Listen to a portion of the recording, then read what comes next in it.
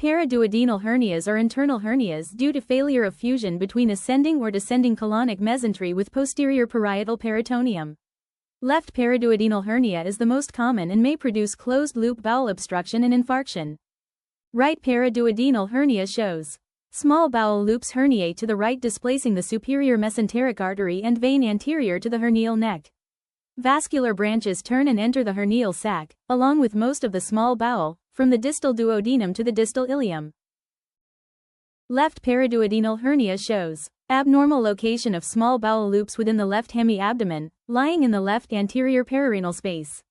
The ectopic small bowel is contained within a hernia sac, which is outlined by ascites. Associated stretching and distortion of mesenteric vessels. Findings are consistent with left paraduodenal hernia.